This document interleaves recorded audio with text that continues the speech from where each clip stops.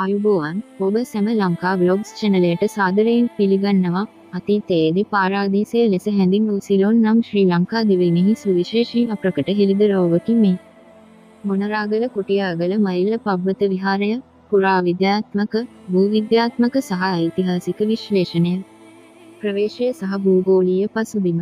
ශ්‍රී ලංකාවේ ගිනිකොන දිග තැනිතලා කලාපයේ විශේෂයෙන්ම මොනරාගල දිස්ත්‍රික්කයට අයත් දුෂ්කර කොටියාගල වනාන්තර පද්ධතිය තුළ පිහිටා ඇති මයිල්ල පබ්බත විහාරය, මේල්ලා පබ්බාට විහාරම් යනු මෙරට පුරාවිද්‍යා ඉතිහාසයේ අතිශය වැදගත් එහෙත් නිසි අවධානයට ලක් නොවූ මහා පරිමාණ ආරාම සංකීර්ණයකි. මෙම පුරාවිද්‍යා භූමිය භූගෝලීය වශයෙන් පිහිටා ඇත්තේ බුත්තල පොතුවිල් මාර්ගයේ 174 වන සැතපුම් කණුවෙන් හැරී වත්තේගම දෙසට ගමන් කර කොටියාගල ජනපදයේ සිට දකුණු දෙසට සැතපුම් 6ක් පමණ ඝන කැලෑව තුළ පිහිටි මයිල්ල පර්වතය කේන්ද්‍ර කර ගනිමිනි.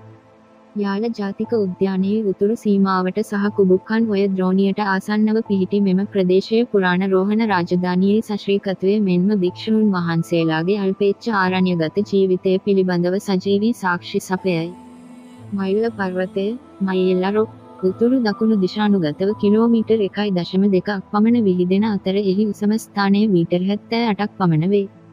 මෙම පර්වතය වටා විසිරී ඇති නටබුන් මගින් පෙනී යන්නේ මෙය අතීතයේදී මහා විහාර සංකීර්ණයක් ලෙස ක්‍රියාත්මක වූ බවයි. වර්තමානයේ මෙම ප්‍රදේශය හේන් ගොවිතැන සහ කුඹුරු ගොවිතැන මත යැපෙන කුඩා ගම්මානවලින් වට වී තිබුණද අතීතයේදී මෙම කලාපය මහා ආරාම සහ ජනාවාසවලින් ගහන වූ ප්‍රදේශයක් වූ බව පුරාවිද්‍යාත්මක සාධක මගින් තහවුරු වේ. පුරාවිද්‍යාත්මක නටබුන් සහ ව්‍යුහගත විශ්ලේෂණය. මයිල්ල පබ්බත විහාර පරිශ්‍රය තුළ හඳුනාගත හැකි ප්‍රධානතම ස්මාරකය වන්නේ පර්වත මුදුනේ පිහිටි ගරා වැටුණු ස්තූපයයි, ස්ටපඩි.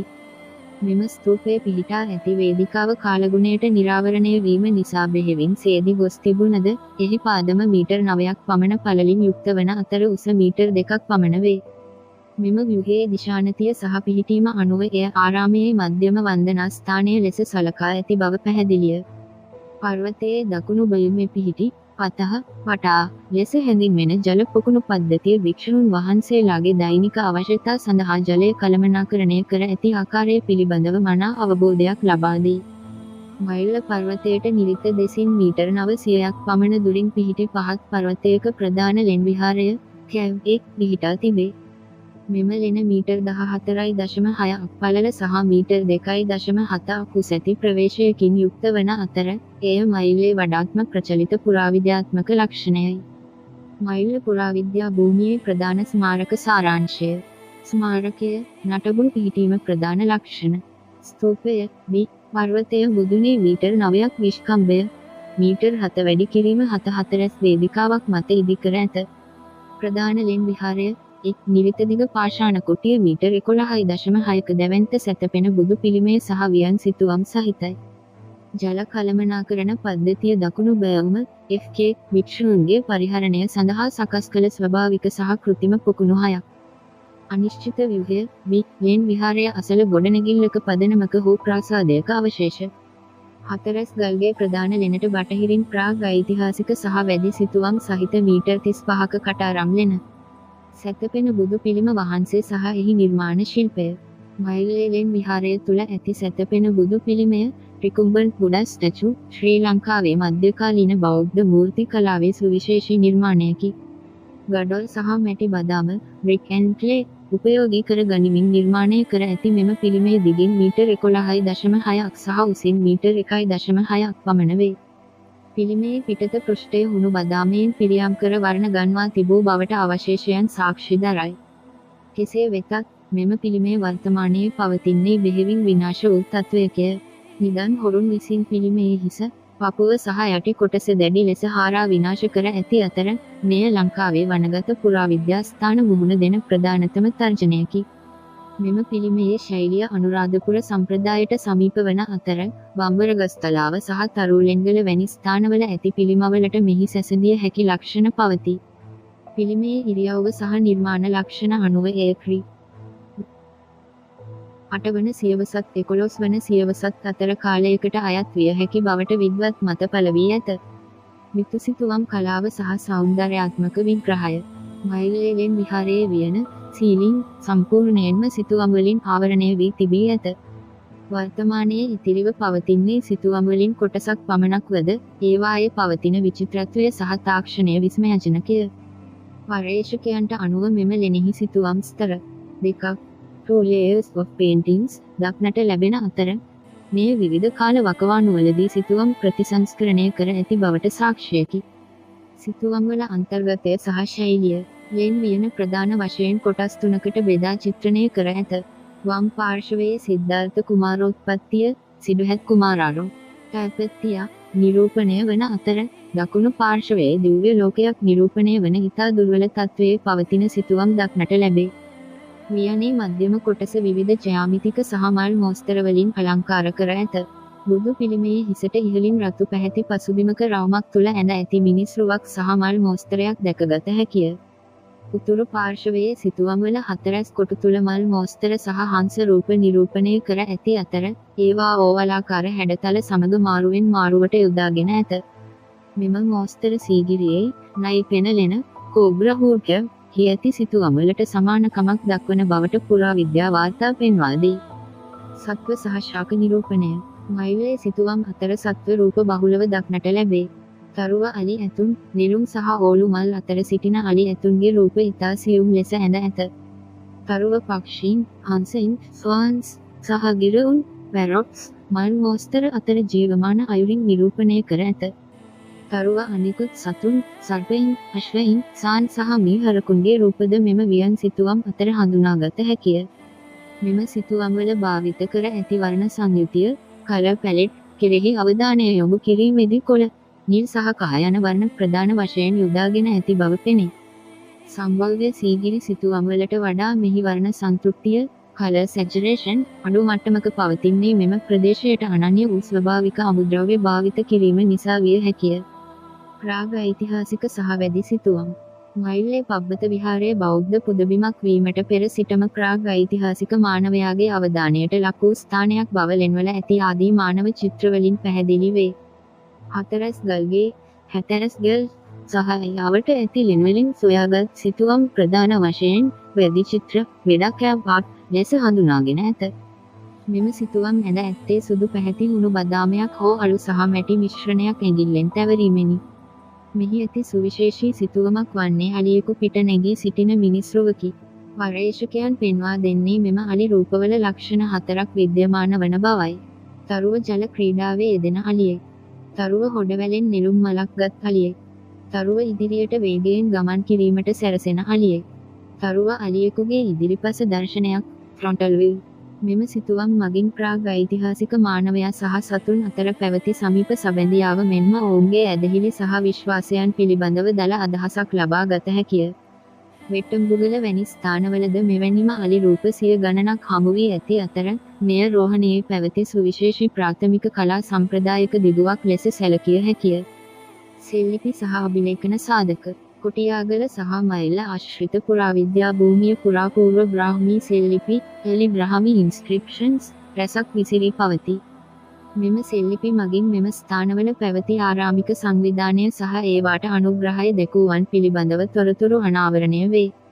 බුදුවාව කන්දේ බඩුවවා කැන්ඩා ඇතිලෙන් සෙල්ලිපියක වත රොන සෙලෙන දෙකපු බ්‍රද රොන ලෙස සඳහන් වන අතර ඒ රොන නම් භික්ෂුවකට පූජා කරන ලද්දක් බව පැහැදිලිය. මයිල්ලට නුදුරු වෙට්ටඹුගල ඇති සෙල්ලිපිවලට අනුව එම ප්‍රදේශය මහානාග රජුගේ කාලයේදී සුමන පර්වතය ශුමානා පර්වතය ලෙස හඳුන්වා ඇති අතර රුහුණේ පාලකයන් වන මහානාග ගෝඨාභය සහ යටාලතිස්ස යන රජවරුන්ගේ නම් එහි සඳහන් වේ. මයිල්ලේද මෙවැනිම සෙල්ලිපි පැවති බවට සාක්ෂි ඇති අතර ඒවා කාලයාගේ ඇවෑමෙන් සහ නිදන් හොරුන්ගේ ක්‍රියා නිසා මැකී ගොස් ඇත. ජපන් විශ්වවිද්‍යාල විශේෂඥයින්ගේ පර්යේෂණ දායකත්වය මයිල්ල සහ කොටියාගල වනාන්තරයේ සැඟවී තිබූ පුරාවිද්‍යා රහස් ලෝකයට හෙළිදරව් කිරීමෙහිලා ජපානයේ හෝසේ විශ්වවිද්‍යාලයේ හොසේ යුනිවර්සිටි විශේෂඥයින්ගේ දායකත්වය සුවිශේෂී වේ. 1985 සහ 1993 වසරවලදී ටකාෂි ඔකාමුරා මහතාගේ නායකත්වයෙන් යුත් හෝසේ විශ්වවිද්‍යාලයේ ගවේෂණ කණ්ඩායම මෙම ප්‍රදේශයේ පුළුල් පර්යේෂණ චාරිකා දෙකක් සිදු කරන ලදී. මෙම ජපන් පර්යේෂණ කණ්ඩායම විසින් එතෙක් නිලධාරීන් විසින් පවා වාර්තා කර නොතිබූ පුරාවිද්‍යා ස්ථාන රැසක් විද්‍යාත්මකව ලේඛනගත කරන ලදී. ඔවුන්ගේ Ruins of the Ancient Ruhana Civilization in the Jungles of Kumbukkan රේසින් SRILANKA 1999 නමැති වාර්තාව මෙම ප්‍රදේශයේ පුරාවිද්‍යාව පිළිබඳ පවතින සම්මත මූලාශ්‍රයකි.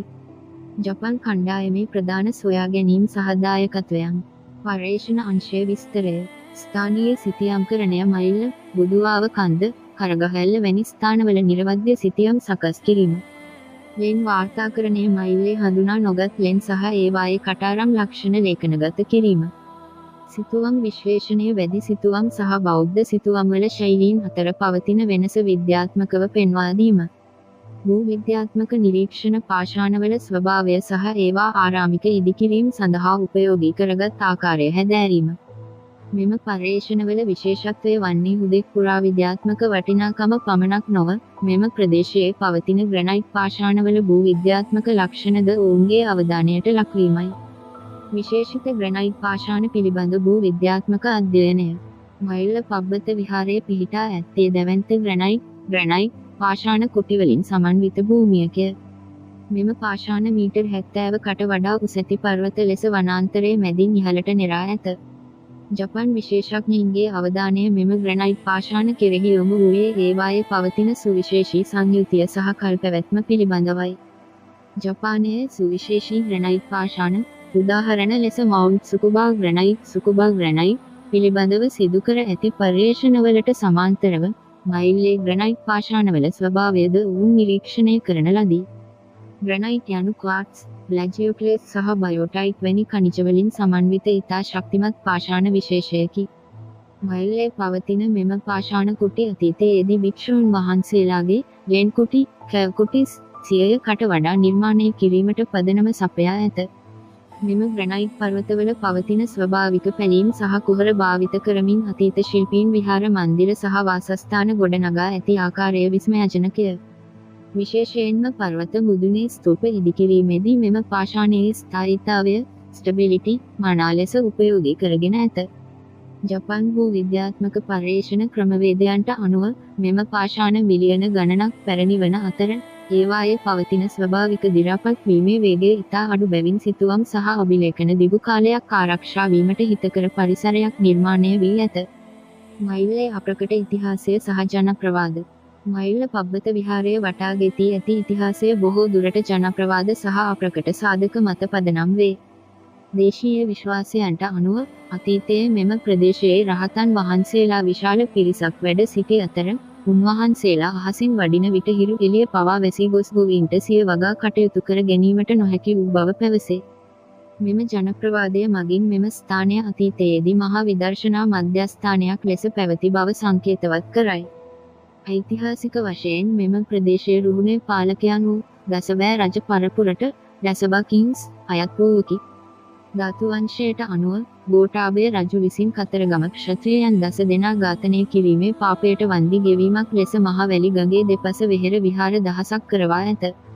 මයිලද මෙවැනි පුණ්‍ය භූමියක් ලෙස සැලකිය හැකිය. තවද වඹරගස්තලාව වැනි ආසන්න ස්ථාන පුරාණයේ නාග පබ්බත විහාරය ලෙස හැඳින්වුණු අතර මයිලේ ඉතිහාසයද එම ශාස්ත්‍රීය රෝහණ රාජධානියේ කොටසක් ලෙස හඳුනාගත හැකිය. වර්තමාන තත්ත්වය සහ සංරක්ෂණයේ අවශ්‍යතාවය මයිල්ලේ පබ්බත විහාරය සහ එහි නටබුන් වර්තමානයේ පවතින්නේ ඉතා අසීරු තත්ත්වයකය. එය ඝන වනාන්තරයෙන් වැසී තිබීම නිසා නිදන් හොරුන්ගේ පහසු ගොදුරක් බවට පත්ව ඇත. ලෙන් විහාරයේ විතුසිතුවම් වර්ෂා ජලය සහ කාලගුණික විපර්යාස නිසා දිනෙන් දින විනාශ වෙමින් පවතී. පුරාවිද්‍යා දෙපාර්තමේන්තුව විසින් මෙම ස්ථානය ලේඛනගත කර තිබුණද මෙම දුෂ්කර ප්‍රදේශයට ළඟා වීමට ඇති අපහසුව නිසා අඛණ්ඩ සංරක්ෂණ වැඩපිළිවෙලක් ක්‍රියාත්මක කිරීම අසීරු වී ඇත. ජපන් විද්වතුන්ගේ වාර්තා පෙන්වා දෙන්නේ මෙම ස්ථානය නිසි ලෙස සංරක්ෂණය නොකළහොත් රුහුණේ අමිල කලා උරුමයක් සදහටම අහිමි වී යා හැකි බවයි. නිගමනය මොනරාගල කොටියාගල මයිල්ල පබ්බත විහාරය යනු ශ්‍රී ලංකාවේ පුරාණ රෝහණ ශිෂ්ටාචාරයේ අසිරිමත් කලාගාරයකි. එහි ඇති මීටර් 11කට වඩා දිග ඇති සැතපෙන බුදු පිළිමය, සීගිරි ශෛලියේ විතුසිතුවම්, ප්‍රාග් ඓතිහාසික වෙදි චිත්‍ර සහ සුවිශේෂී ග්‍රැනයිට් පර්වත පද්ධතිය මෙම ස්ථානයේ පවතින බහුමානීය වටිනාකම තහවුරු කරයි. ජපානයේ හෝසේ විශ්වවිද්‍යාලයේ පර්යේෂකයන් විසින් හෙළිදරව් කරන ලද තොරතුරු මෙම භූමියේ ජාත්‍යන්තර වැදගත්කම ලොවට පෙන්වා දෙන ප්‍රධානතම සාක්ෂියයි. මෙම අමිල උරුමය ආරක්ෂා කර ගැනීම හුදෙක් පුරාවිද්‍යාත්මක කටයුත්තක් පමණක් නොව, එය මෙරට ඓතිහාසික අනන්‍යතාවය සුරැකීමේ ජාතික වගකීමකි. මෙවන් විස්මයජනක අප්‍රකට දුර්ලභ විශේෂ තොරතුරු ඔබට දැනගැනීමට අවශ්‍ය නම් අපගේ චැනලය දැන්ම සබ්ස්ක්‍රයිබ් කරන්න. අපි අලුත් වීඩියෝවක් දාපු ගමන් ඔබට දැනගන්න බෙල් අයිකන් එකත් ක්ලික් කරන්න. ඔබ මේ වීඩියෝව නරඹා අලුත් දැනුමක් ලැබුවේ නම් ලයික් කර ඔබගේ හිතවතුන්ටත් බලන්න ෂෙයා කරන්න අමතක කරන්න එපා. ඔබ මෙම ස්ථාන ගැන දැනුවත් නම් ගොස් තිබේ නම් ඔබ දන්නා දේ කමෙන්ට් එකක් දාන්න. ඔබට සුබ දවසක් වේවා.